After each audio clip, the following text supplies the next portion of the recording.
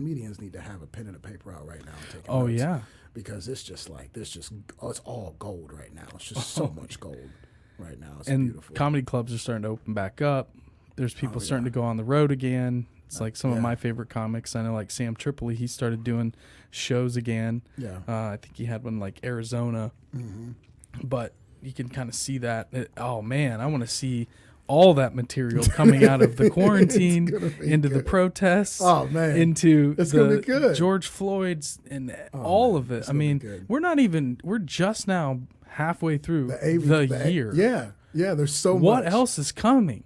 It's just like, I don't know. Man, if I had a crystal ball and could see the next 6 months, because, I think, the COVID-19 thing, I think everyone's like, no one's thinking about COVID-19 unless you walk into hell no, they think about COVID-19. You walk into a store, it reminds you everyone's wearing masks. Especially black people ain't thinking about COVID-19. Cops are killing black people at a way higher rate than COVID-19 is. You know what I'm saying? Like, come on, man. True. You know what I mean? Nobody thinking about that. It's funny. I love my mom to death, but I went over her house. And, she's been real, because she's high risk. She's been real careful about everything. And I remember after all these protests and everything started happening and whatnot, and I started seeing all these videos with corrupt cops doing crazy stuff. I went in and walked up, I went to her, because I always cut her grass, for her and stuff.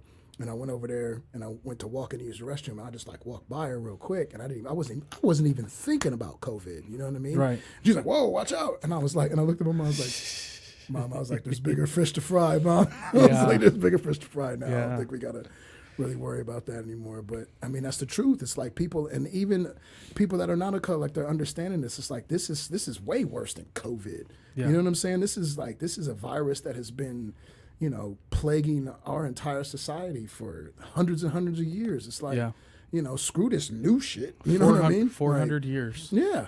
It's like, screw with this new thing going on. Like, we need to deal with the virus that we've all been getting, murked by this entire time. It's like, so I mean, I don't know. It's a beautiful thing, man. It's scary, you know what I mean?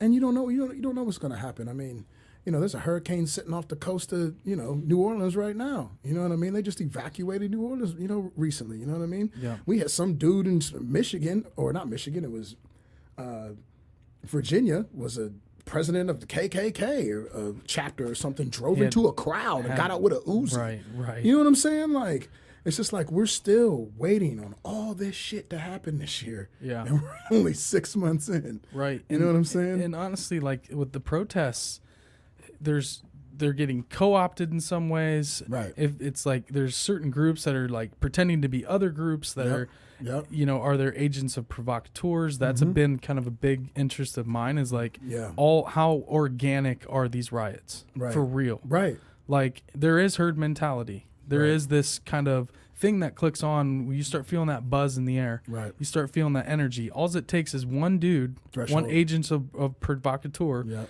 that throws a brick through the window, and some dude that probably isn't necessarily any one of these groups that, a lot of groups have been called out as, who knows? It's probably a mixture of all of it. First of all, in California, or wherever the hell that was, where they're dropping pallets of bricks off alongside the road. Right. Who's doing that? Is that Amazon? Is Amazon dropping those bricks off on the side? Amazon got the money too. I mean, they're all about Black Lives Matter right now. You seen that? I bet Amazon, these big corporations. Well, now all of a sudden, Black Lives Matter hashtags are like on the highest levels of corporations. It's like, what is Amazon gaining by? Well, that's one thing I wanted to dive into too, because people talk about the Black Lives Matter movement, and people talk about, how, it was, a lot of people who are racist or on the other side or whatever are saying it's a racist movement, it's a terrorist movement or whatnot. And, when you go back and you look at where and when Black Lives Matter popped onto the scene, you know what I mean? That was when Ferguson happened. Yep. And then they went to Ferguson and basically were like, yo, we need to change these boards and stuff, because everybody that's sitting on the boards of city council and everything, there isn't anybody of color on any of these boards. Right.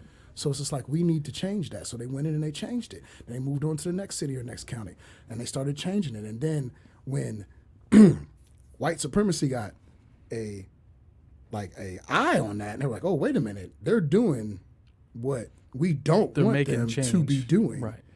And then they hijack the movement. Yep. You know what I mean?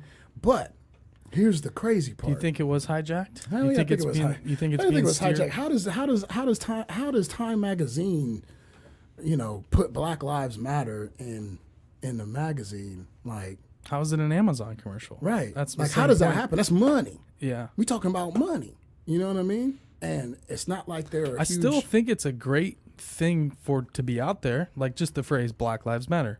And that's what I was going to say, is the that's, source, and that's yeah. what we're seeing right now. Yeah.